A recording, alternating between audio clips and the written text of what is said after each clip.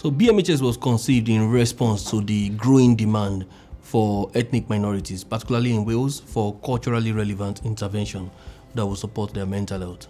As you can imagine, there has been a growing population of ethnic minorities, particularly in Wales, being a nation that has several cities of sanctuary. And so what we did was to respond to that, to ensure that individuals, families, and as a community, they have access to culturally relevant support that can meet their needs when they really need early intervention support.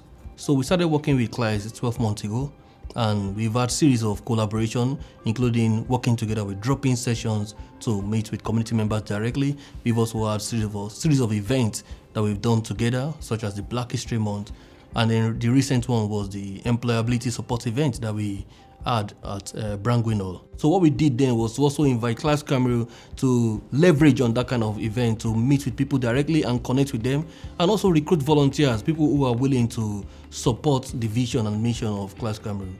We are hoping to be able to work with BMHS in the coming year.